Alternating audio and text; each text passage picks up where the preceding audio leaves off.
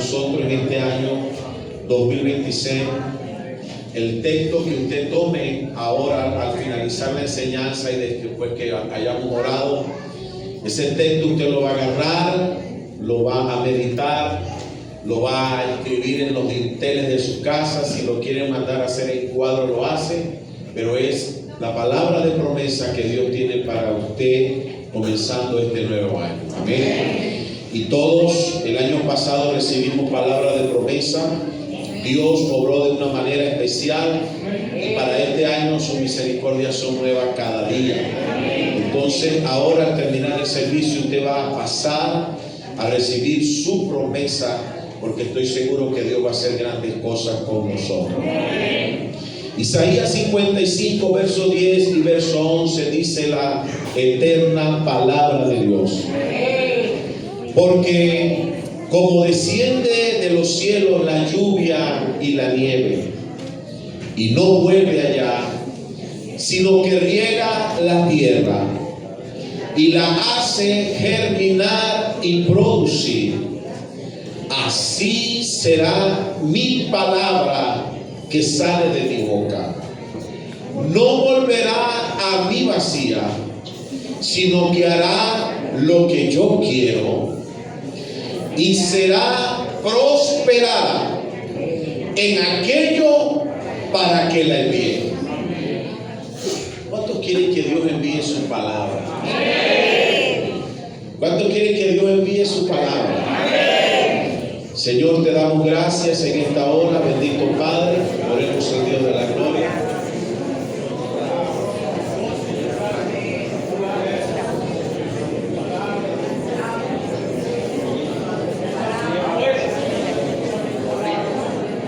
Gracias, Dios, que tu palabra corra y sea glorificada en este lugar, que fluya. Puede sentarse dando un fuerte aplauso al Señor de la gloria.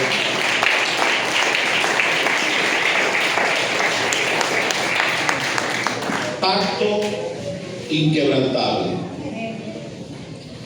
Cuando usted lee Isaías en el capítulo 55, el verso 10 y el verso 11, el profeta Isaías lo que nos está dando a entender es, número uno, nos llama la atención porque ¿quién no conoce la lluvia o quién no conoce la nieve? Y el que no ha tenido el contacto con la nieve, tal vez físicamente, lo ha podido ver por medio de la televisión, por medio de imágenes de alguna fotografía, y por lo menos tiene la idea de lo que es una nieve o lo que es la nieve.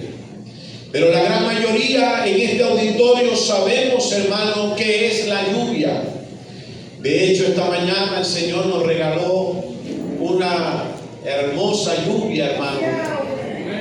Y cuando yo salí a grabar, porque en ese preciso momento estaba tomando este texto, ¿no?, leyéndolo y analizándolo, ¿no?, y decía, como desciende la lluvia y la nieve y no vuelve allá, sino que riega primero la tierra, y eso después que riega la tierra la hace germinar y producir.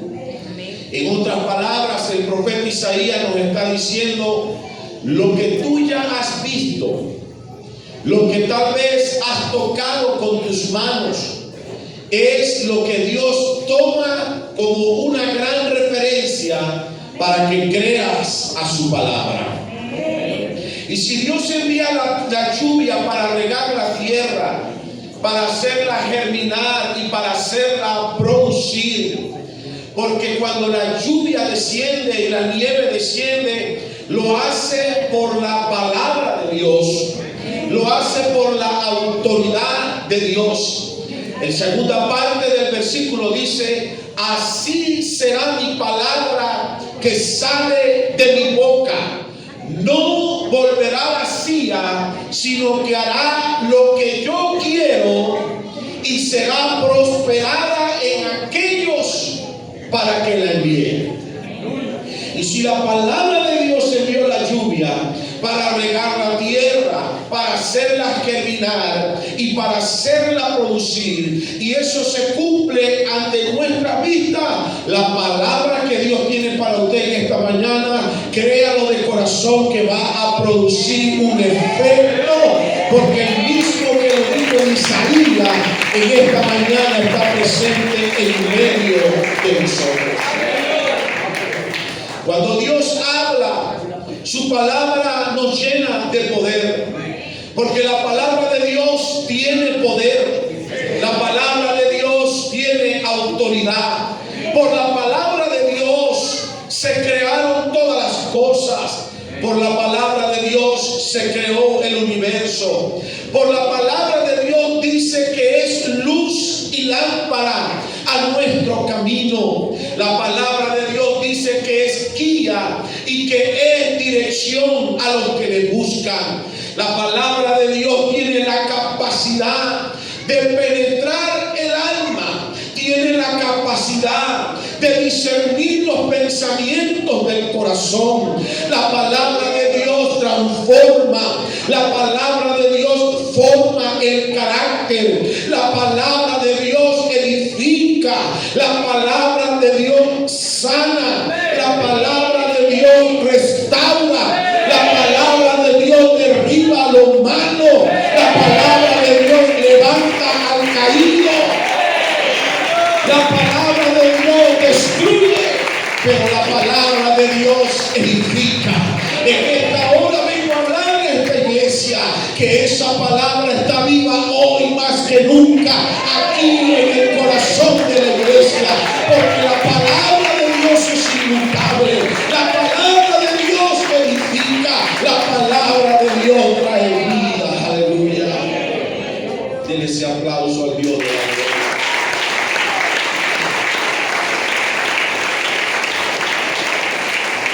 Usted lee en el libro del profeta Jeremías, en el capítulo 1, hay dos versículos, hermanos, que debemos de tener en cuenta todos nosotros los cristianos.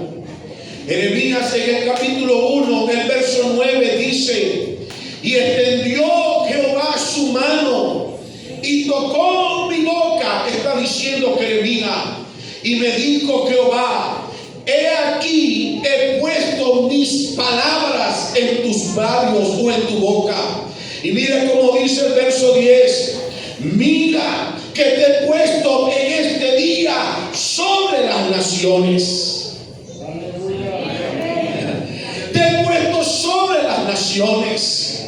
Te he puesto sobre los reinos para arrancar y para destruir, para arruinar y para derribar, para edificar y para plantar.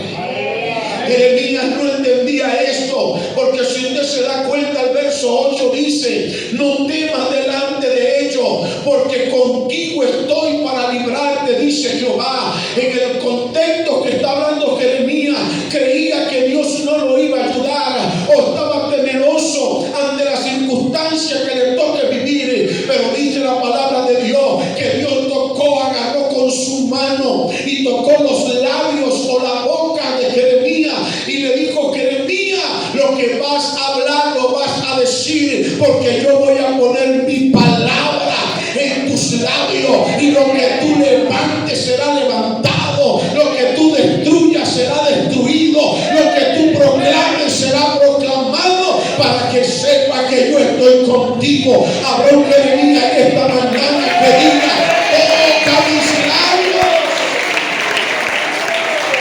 A su nombre.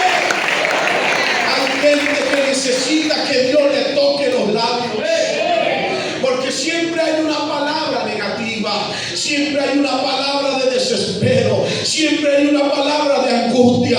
Pero ¿sabe algo en esta mañana? Dile: Señor, toca mis labios, porque yo quiero hablar palabras que edifiquen. Yo quiero proclamar con mis labios la grandeza de Dios. Cuando Dios toca los labios del hombre o de la mujer, ocurren cosas maravillosas. Hay milagro, hay sanidad, hay restauración, hay liberación. El diablo tiene que salir huyendo, porque un hombre de Dios, una mujer de Dios declara la palabra. pactos inquebrantables. ¿Sabe algo?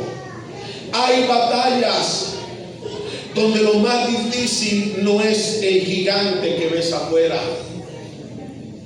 sino la voz que estás escuchando por dentro. Repito, hay batallas donde lo más difícil no es el gigante que ves afuera, sino la voz que estás escuchando por dentro. Y muchas veces esa voz es la que te dice: no puedes. Esa voz te dice: no estás listo. Esa voz te dice: retrocede, eso no es para ti. Esa voz te dice: ¿cómo estás comenzando el año 2026? Esa voz te dice: vives endeudado, vives enfermo, vives con problemas. Y tal vez es esa la peor batalla que estás viviendo internamente, que ninguno de nosotros la conocemos. Y no es el gigante que está a tu alrededor. En otras palabras, te has creado a ti mismo un gigante que no te deja levantar la cabeza, que no te deja levantar los hombros, y eso es lo que te está destruyendo. Pero en esta hora vengo a decirte: la palabra de Dios ha salido para decirte: tienes poder para proclamarlo. Yo no sé si me está escuchando en esta hora. Tienes autoridad para hablarlo, tienes autoridad para reprender al diablo. Pactos inquebrantables. ¿Cuántas cosas Dios te ha prometido y tú sientes que no estás viendo el resultado? ¿A cuánto le ha pasado? A mí me ha pasado. Pero eso no es nuevo. La Biblia dice que Dios llamó a Abraham en el libro de Génesis capítulo 12. Dios llamó a Abraham. Por allá estaba en la región de Mesopotamia, en uno de los caldeos. Yo podría decir que Abraham estaba acostumbrado a su ambiente, a un ambiente cómodo, tal vez en su cultura, tal vez en su manera de ser. Abraham estaba acostumbrado a eso en Ur de los caldeos. Pero Dios lo llamó y Dios le dijo a Abraham: mira, Abraham, yo quiero que tengas en cuenta, te voy a llevar a una tierra que fluye leche y miel. Y Dios le dijo a Abraham: Abraham, sal de tu tierra y de tu parentela, te voy a llevar a una tierra que fluye leche y miel, y que tu descendencia será como la arena que está a la orilla del mar, o como las estrellas que están en los cielos.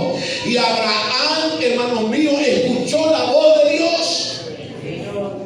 Y Abraham hizo caso, y Abraham salió escuchando lo que Dios le había ordenado. Pero ¿qué dice la Biblia? Que cuando Abraham llegó a Canaán, había hambre. Había hambre. Porque él le dice a su esposa: vamos a Egipto. Egipto no tenía necesidad. Pero resulta ser que cuando llegó a la tierra prometida, resulta ser, Orlando, que la tierra había hambre en Canaán. Y yo le llamo a esto: ¿cuántas veces, hermanos, llegamos al lugar donde Dios nos prometió estar, pero aún no se ha cumplido la promesa? Y Abraham dijo: bueno, Señor, estoy aquí. Ya llegué a la tierra de Canaán, la tierra que usted dijo que fluía leche y miel, la tierra que me iba a dar. Pero ¿cómo es esto que hay hambre en la tierra? ¿Cómo es esto que hay necesidad en la tierra? Pero ¿sabe algo? Note en la escritura que Abraham no decidió regresar a Ur de los caldeos. No. Abraham dijo: vamos un momento a Egipto, vamos a comprar alimento y luego vamos a regresar, porque Dios nos prometió esta tierra, y si Él prometió algo, Él lo va a cumplir. Así es. Entonces Abraham enfrentó un gran problema. La tierra prometida estaba en crisis, porque las promesas de Dios siempre vienen con problemas. ¿Sabía eso, hermano? Las promesas de Dios algunas veces vienen con problemas. Creemos que Dios promete y que cuando todo promete será perfecto como Él lo ha prometido. Pero la verdad es que toda promesa tiene o trae un proceso. Dios le dio la promesa a Abraham, pero lo que no le dijo, pero tienes que vivir un proceso. Y cuando la gente no entiende que una cosa es promesa y otro es proceso, es donde terminamos frustrados en nuestros pensamientos porque no nos salen las cosas como nosotros queremos.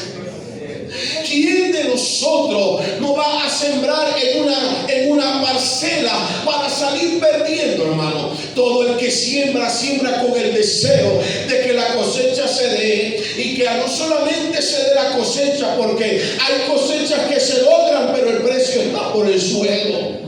Y usted quiere sembrar para que la cosecha se dé, pero también quiere sembrar para que esa cosecha tenga un buen precio. Ahora yo no sé, a la hora de sembrar, Daniel, yo no sé si se vaya a dar la cosecha o no, o yo no sé si voy a pegar un buen precio o no. Lo cierto es que yo voy a sembrar, porque la promesa de Dios dice que el que siembra con fe puede cosechar al 30, al 60 y al 100 por uno. Y ese aplauso fuerte a Dios.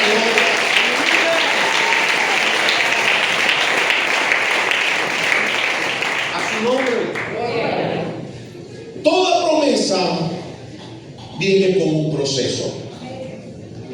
Y Abraham estaba en la tierra, pero no podía poseerla. Abraham no tenía dinero. Abraham no tenía incluso ni la gente, ni tenía los recursos. Y así como Abraham, muchos de nosotros estamos en el lugar correcto, pero hay necesidades visibles. Estamos en el lugar correcto, repito, pero hay necesidades visibles. Y a veces esas necesidades nos hacen pensar, nos hacen creer al monstruo interior de que no estamos en el lugar correcto. La realidad es que estamos en el lugar correcto, pero que estamos pasando por un proceso. Y los procesos de Dios nos ayudan a nosotros a sacar lo mejor de Dios, de nosotros para Dios, a sacar lo mejor de nosotros para nuestras esposas, para nuestra familia. Si alguien está pasando por un proceso, crea que estás en el proceso, pero estás en el lugar correcto. Este es el lugar correcto. Esta es la iglesia del Señor. Aquí Dios te llamó. No importa el proceso que pase, Dios te está formando. Amén. Levante la mano el que siente que Dios lo está formando. Amén. Tal vez no tiene los recursos, tal vez no tiene la gente, tal vez no tiene todas las posibilidades, pero Abraham había llegado a la tierra prometida. Ustedes saben, y eso lo hemos visto, lo hemos palpado también. ¿Cuántos de nosotros conocemos amigos, al hijo de papá y de mamá, que como nació en cuna de oro, todo lo tenía? Cuando abrió los ojos ya tenía 5 vacas en el corral. Cuando abrió los ojos ya tenía cuna, ya tenía todo.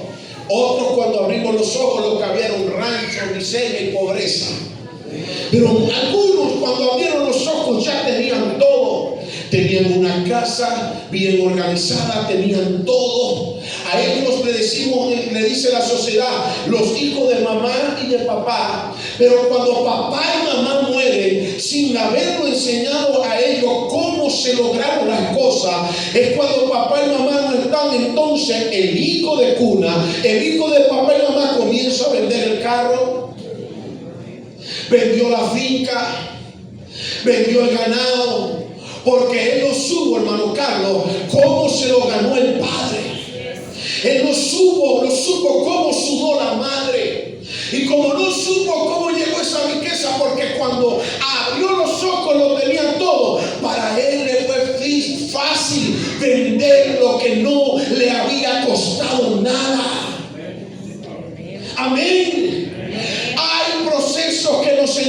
enseñan a nosotros a darle el valor de nuestra salvación. Y así como ellos venden y a la hora del TV y se quedaron sin carro, se quedaron sin nada. ¿Cuántos hijos de papá y mamá no conoce usted que hoy son pobres? ¿Cuántos hijos no conoce usted que hoy no tienen nada? ¿Sabe algo? No pasaron por el proceso que pasó mamá y papá. Pero cuando nosotros pasamos por un proceso, sí valoramos lo que tenemos. Entonces Dios le dijo a Abraham: Abraham, esta es la tierra. Abraham, estás en el lugar correcto. Abraham, hay necesidades. Abraham, tranquilo que te voy a formar. Te prometí la tierra, pero te estoy probando, te estoy formando para que tengas la actitud de un guerrero, de un conquistador. Imagínese si Abraham hubiese llegado y todo normal, como si no hubiese pasado nada. El corazón de Abraham se hubiese desviado, posiblemente porque ya estaba todo listo, pero Dios le dijo: te voy a formar para que entres y puedas disfrutar de la tierra prometida. A alguien Dios está formando en esta mañana. Porque Abraham pensó que Dios estaba preparando el lugar para él. Pero la realidad en este caso de las Sagradas Escrituras es que Dios estaba preparando era el lugar a Abraham para el lugar. Repito, Abraham pensó que Dios estaba preparando el lugar para Abraham. Y la realidad es lo contrario. Dios estaba preparando era a Abraham para el lugar. Son dos cosas muy diferentes. Dios está preparando a alguien, no está preparando una casa para usted. Porque la gente cuando tiene un bien, posiblemente el corazón se le daña, se enorgullece, entonces no está preparado. Dios está preparando tu vida. ¿Para qué? Para darte la casa, para darte el automóvil, para bendecir tu empresa, para bendecir tu familia. Aleluya.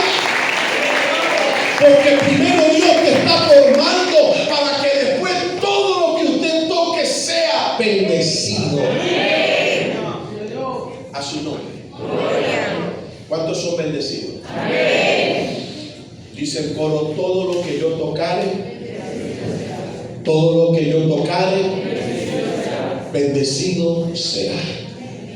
Entonces, Dios prometió algo, pero todavía estás pasando por el proceso.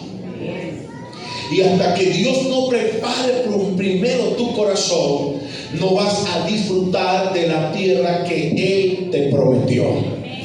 Porque si no te preparas primero, te va a pasar lo del hijo pródigo. Papá, dame lo que me corresponde, dame la parte de mi herencia, yo la voy a gastar en deleites, eso es mío. Y el papá le dijo: hijo, pero es que aquí no te falta nada, todo esto es tuyo, le dijo. Y en la escritura dice: dame lo que me pertenece a mí. Y el padre muy bondadoso se lo dio. Y el hijo fue a derrocharlo ¿en qué, mi hermano? En deleites, en placeres, en las cosas de este mundo. Hasta el punto que el hijo de papá y mamá, el que había abierto los ojos y se dio cuenta que había nacido en cuna de oro, ahora estaba anhelando comer la comida que comían los cochinos. Y dijo: yo necesito regresar a mi casa siquiera como un jornalero. ¿Por qué? Porque el hijo pródigo necesitaba era el proceso. El hijo pródigo necesitaba el proceso. Aquí necesitamos salir del proceso. Y cuando salgamos del proceso, todas las bendiciones que Dios tiene preparadas para ustedes van a venir. Aleluya. Porque la Biblia dice que la palabra será prosperada a aquellos que le envié. Yo no sé si hay alguien en esta hora que me recibe esta palabra, pero la palabra de Dios va a fluir para tu vida, para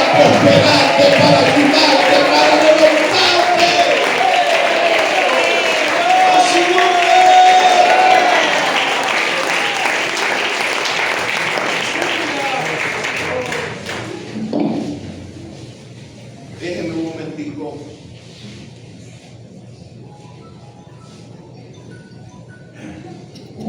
Hay algo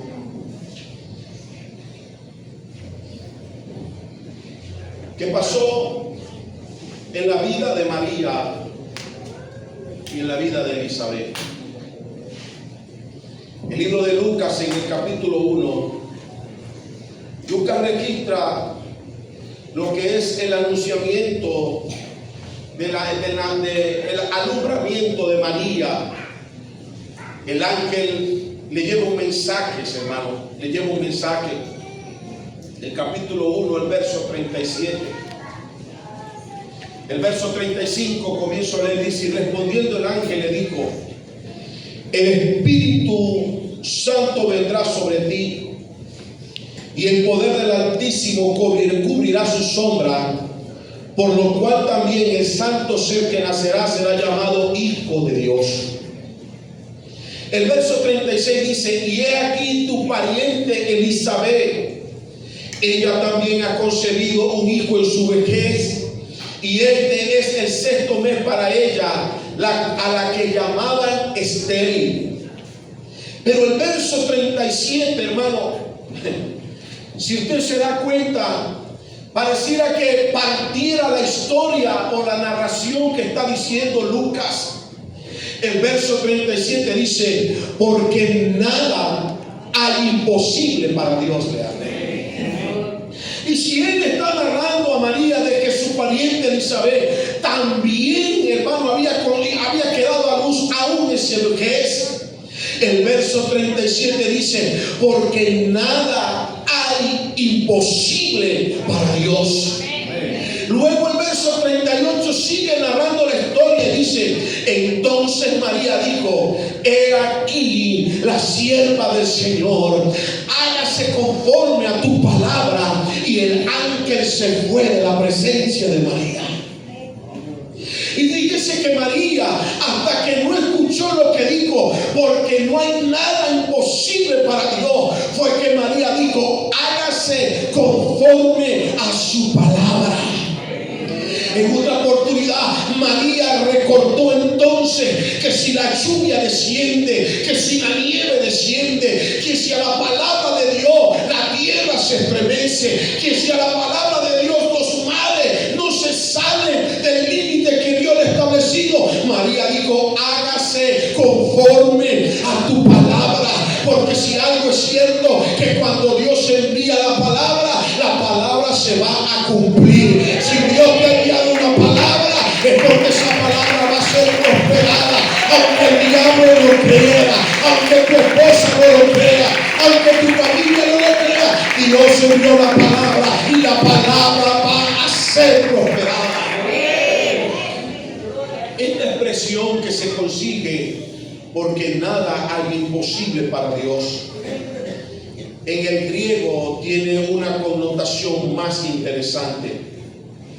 En el griego dice: porque nada hay. En vez de decir palabra, dice rema, que significa palabra. En otras palabras, se puede traducir: ninguna palabra de Dios es imposible. Solamente 2 o 3. Ninguna palabra de Dios es imposible.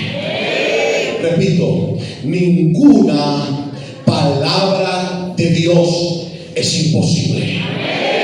Dios, cuando dice su palabra, da a entender que toda palabra de Dios tiene poder. Toda palabra de Dios tiene autoridad. Por eso cuando usted reprende un demonio, el demonio se va. Cuando usted reprende la enfermedad se va. Cuando usted declara algo con la palabra de Dios, la palabra de Dios es efectiva. A su nombre. Entonces, una promesa de Dios es una declaración que lleva autoridad y poder para cumplirse. Primero no la diciendo yo. No es Juan Pedroso el que está declarando lo que está en la Biblia. No, es Dios. Y su palabra se va a cumplir. Dios a alguien en esta mañana le quiere llenar de vida. Dios a alguien en esta mañana lo quiere sacar de esos pensamientos que no lo dejan avanzar. Dios en esta mañana tiene el deseo de sanar a alguien. Dios en esta mañana tiene el deseo de restaurar a alguien. Dios en esta mañana tiene el deseo de llenar con su espíritu a alguien. Dios en esta mañana tiene el deseo de salvar a alguien. La palabra está saliendo. La palabra se está moviendo en medio de nosotros.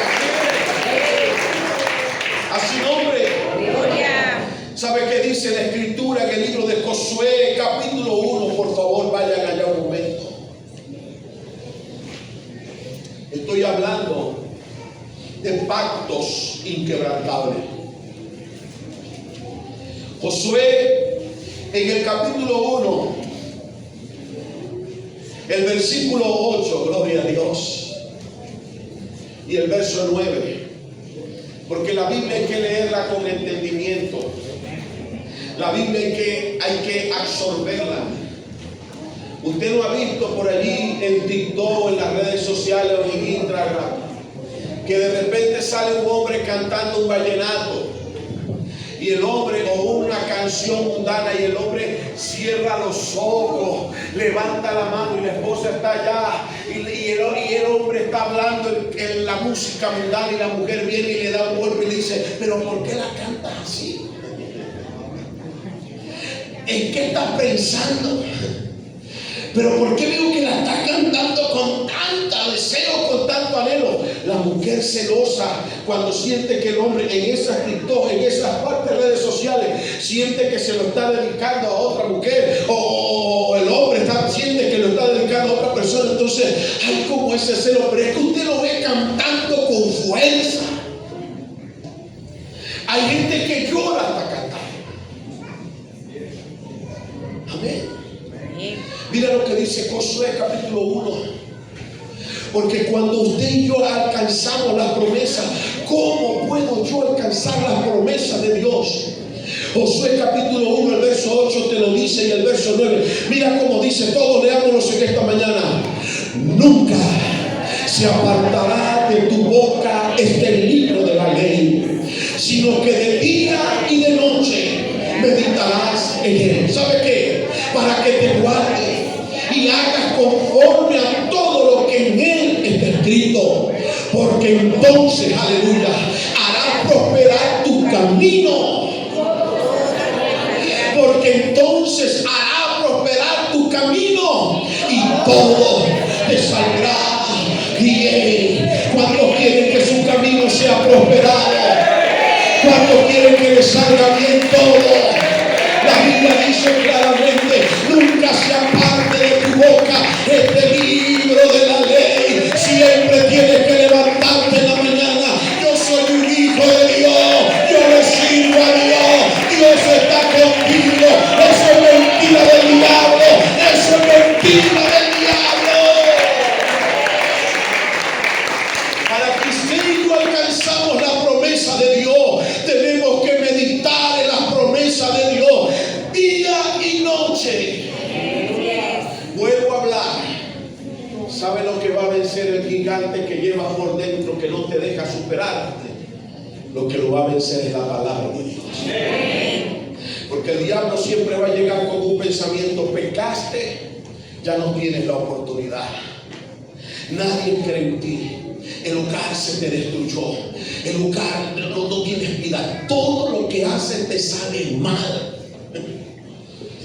Ahí estuvo mi hermano Jorge Luis y mi hermano Carlos en un proceso involucrado en esto ayer a tierra. Nadie sale a la calle, Jorge Luis, a andar teniendo un accidente con un motorizado. Nadie. Pero Jorge estuvo en la casa. Jorge, tengo que decirlo, perdona, te aprecio mucho. Y dijo el hermano Jorge: qué buena manera de comenzar el año. Porque eso es lo que quiere el diablo, que usted lo hable. Eso es lo que quiere el diablo, que usted lo hable. Pero usted tiene que cambiar eso. Diablo mentiroso, usted no me va a robar el gozo. Yo le voy a seguir sirviendo al Dios de la gloria. Te quiso afligir, estaba angustiado. ¿Por qué? ¿Sabe qué dijo el diablo? A buena manera de estrenarse como copastor, arrollando motorizado, porque así es el diablo. Pero porque quería afligirte, pero estás en el mejor lugar. Estás en el mejor lugar. ¿Cuántos están en el mejor lugar? La palabra de Dios sale en esta mañana. Todo el que quiere ser prosperado y el que quiere que le vaya bien, medite en la palabra de Dios. Ábrelo con tus labios todos los días. A su nombre. ¿Cómo alcanzamos entonces la promesa? Todos los días usted tiene que declarar la palabra de Dios sobre su vida. Todos los días, yo soy un hijo de Dios, yo soy una mujer de Dios, yo soy un siervo de Dios, mi hogar es bendecido, la siembra se va a dar, va a venir la lluvia, yo soy un hijo de Dios. Cuando usted habla esto, cuando usted lo declara, cuando usted lo vive, la promesa se cumple. Dígale que está a su lado, háblalo mal. Deje de pelear con la esposa, deje de pelear con el esposo y abra los labios y declare la palabra de Dios. A su nombre. Mantén los ojos en la promesa y no en la circunstancia. Vuelvo y repito, mantén los ojos en la promesa y no en la circunstancia. Segunda de Corintios nos dice claramente en el capítulo 4, el versículo 8, mi hermano, mira lo que dice 4:18. Lea, porque la palabra es para leerla. No mirándolas con nosotros las cosas, no mirando nosotros las cosas que se ven,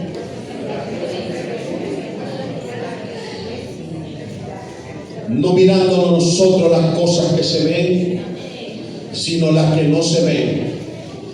Pues las cosas que se ven son temporales, pero las que no se ven son eternas.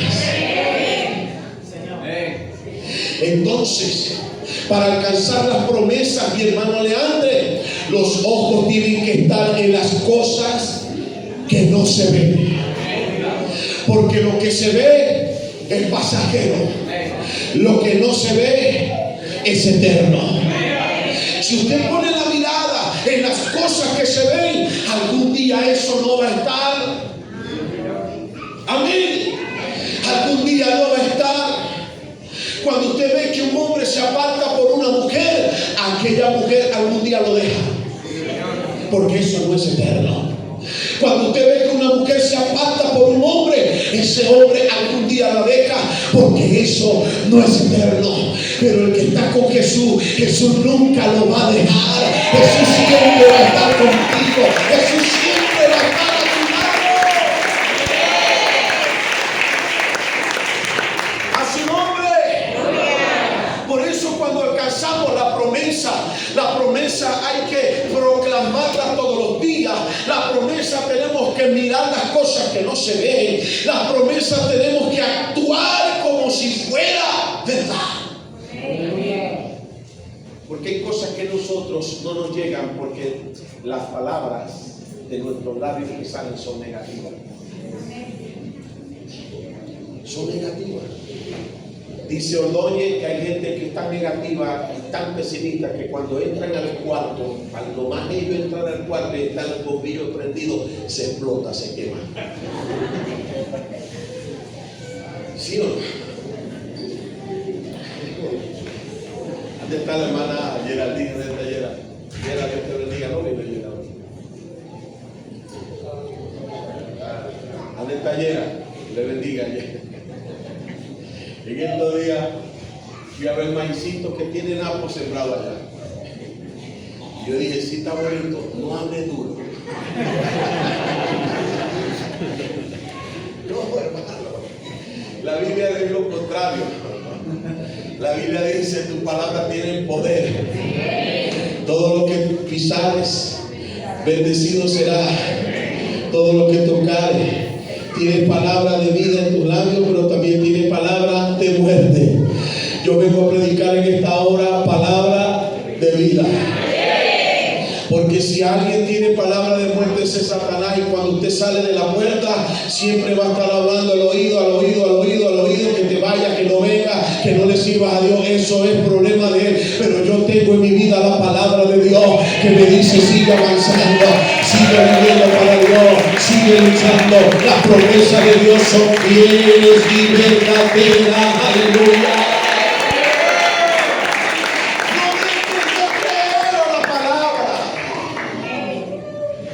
No dejes de creer a la palabra. No dejes de creer a la visión. No dejes de hablarla con alguien. Porque cada vez que tú lo hablas, se va a hacer una realidad. Por eso Jeremías dice: Señor, yo soy un niño. Yo no sé qué puedo hacer. Y perdón, hermano, Dios vino y me tocó los labios y me dijo: habla. Porque yo he puesto mis palabras en tus labios. Y ahora tú lo que digas va a edificar o va a destruir. Va a dar vida o va a dar muerte. Lo que tú hables va a restaurar o va a destruir. Pero quiero decirte que mis palabras están en tus labios. La palabra de Dios está en tu corazón. La palabra de Dios está en tu vida. La palabra de Dios está en tu alma. Hoy está Jorge Luis adorando a Dios. Carlos también está aquí, porque el diablo no le pudo robar el gozo ni lo pudo sacar tampoco.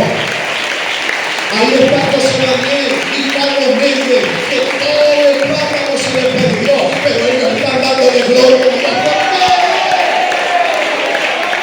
Es el proceso que vivimos.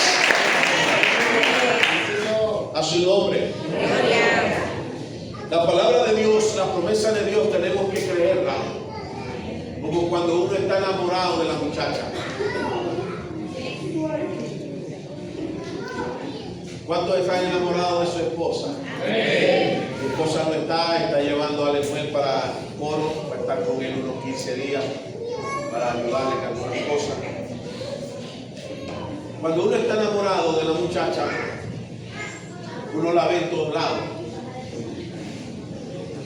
¿Sí o no? Ahora cuando no está enamorado ya ni la quiere ver. Pero cuando uno está enamorado de la muchacha, uno la ve en todos lados. Le escribe todo lo que sea. Si usted ve un bombón, dice: quiero regalarle el bombón. Y más cuando la muchacha no le presta atención.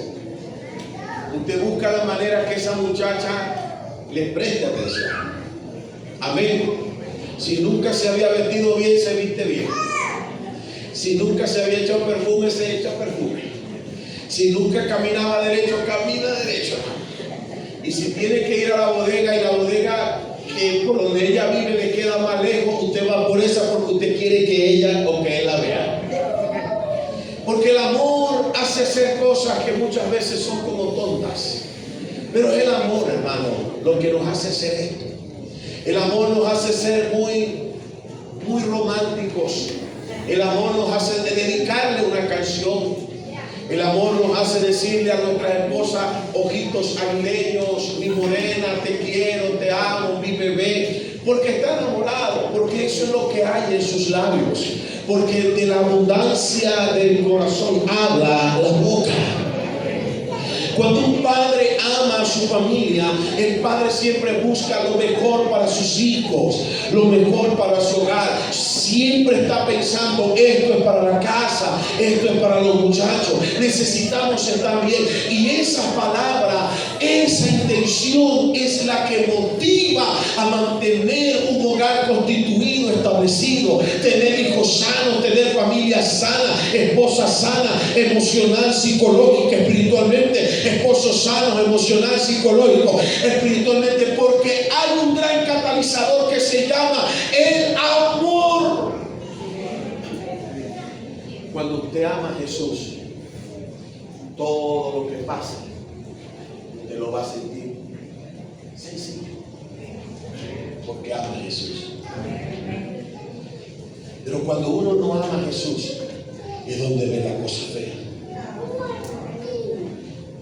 Es donde la persona dice: ¿qué hago aquí? ¿Qué estoy haciendo? Y termino en esta mañana diciendo, Ezequiel capítulo 37. Entonces el Señor me dijo: hijo de hombre, profetiza al Espíritu, háblale y dile que así ha dicho el Señor. Espíritu, ven de los cuatro vientos y sopla sobre todos estos huesos para que cobren vista. La lectura se encuentra en el capítulo 37 del libro de Ezequiel. Ezequiel tiene una visión, hermano. En esa visión ve un valle de huesos secos. Ojo, el capítulo 37 se refiere a la nación de Israel, que había sido esparcida por todas partes del mundo y que estaban, hermanos, sin culto, sin servicio a Dios, y que estaban en la muerte más terrible que ha tenido la nación. Pero hoy voy a tomar la parte de Ezequiel capítulo 37 y la voy a traer a ilustrar a nuestra propia vida. No me voy a referir a la nación de Israel, me voy a referir al valle de los huesos secos donde usted y yo hemos pasado. Y la Biblia dice que Ezequiel se ve en la visión y ve el valle de los huesos secos, un campo donde había huesos regados por todas partes. Y Ezequiel dice: y están secos en gran manera. Porque hay valles secos en nuestras vidas. Hay ocasiones que nos hemos sentido en un lugar de desesperanza, hermano. Hay momentos que nos hemos sentido con los sueños rotos, con promesas sepultadas, y que todo se ha desvanecido. Amén. Porque si hemos pasado por momentos de valle de huesos secos, sí hemos vivido momentos de valle de huesos secos. ¿Cuántos lo han vivido, hermano? Lo hemos vivido, ¿sí o no? Y Ezequiel está en medio de esa mortandad, una cabeza por allá, un hueso por acá, otro hueso por allá. En ese valle de huesos secos había desolación, había tristeza, no había vida, nada, no había nada de vida, no había nada.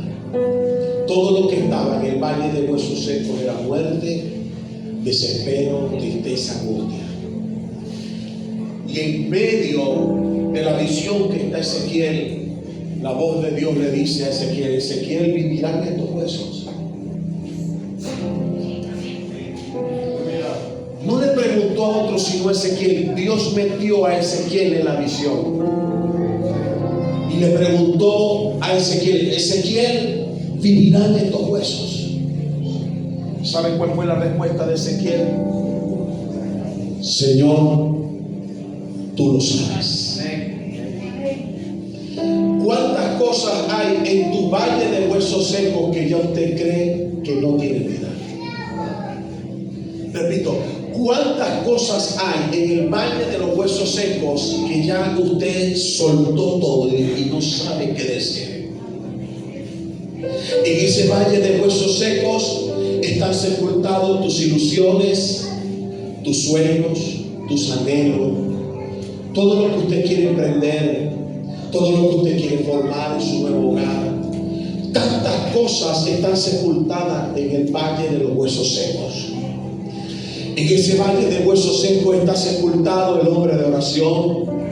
Está sepultada esa mujer que ayunaba, ese hombre que buscaba de Dios, ese hombre, esa mujer que sentía la presencia de Dios, que recibía el Espíritu Santo, que evangelizaba, que estaba pendiente, que todo era Dios primero, todo. Ahí está sepultado.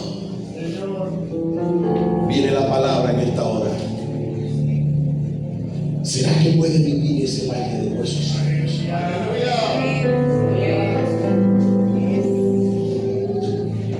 La respuesta tan buena fue que Ezequiel le dijo estas palabras: Señor, tú tú lo sabes.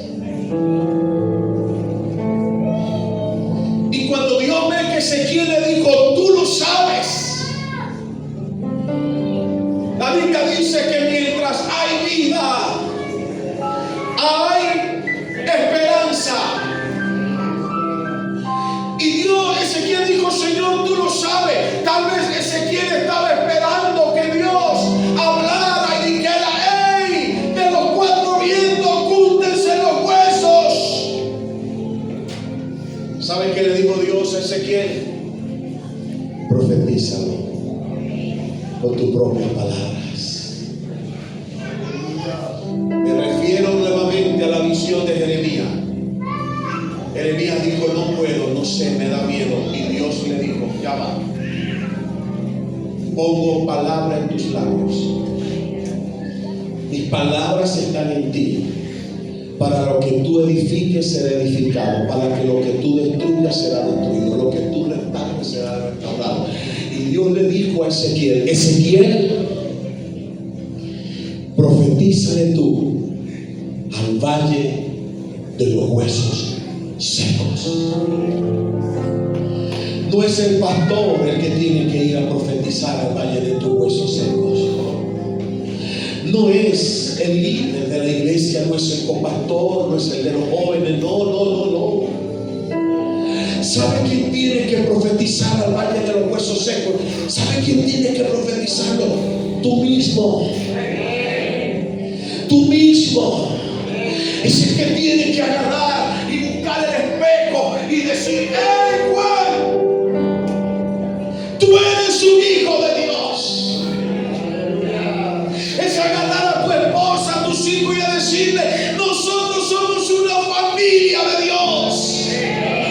Somos nosotros los que tenemos que hablarle y decir, yo estoy sano en el nombre de Jesucristo.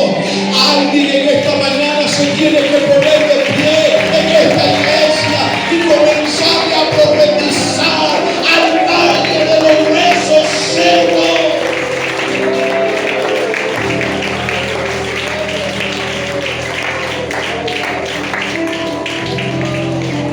Háblale al valle de tus huesos secos. Háblale a los sueños que se han sepultado. Háblale a los sueños, profetiza sobre tu familia. Profetiza sobre tu propósito. Aleluya. Háblale a tu propia vida. Háblale a tu valle seco, a esa sequedad espiritual que te puede afectar. Dios no llamó a nadie a derrota. Dios no llamó a nadie a vivir en la sombra de muerte. Dios no llamó a nadie a vivir en sequía. Dios no llamó a nadie a estar arruinado allá, cabizbajo, no. Dios te llamó para que profetices al valle de los huesos secos. Señor, tú lo sabes.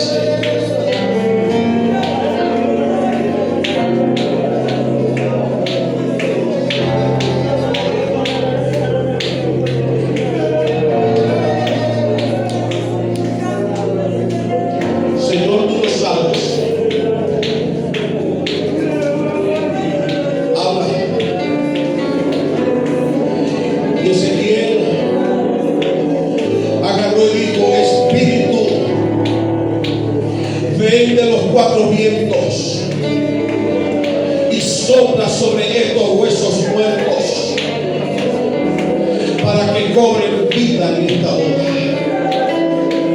Señor, en esta hora como pastor de esta iglesia, Señor,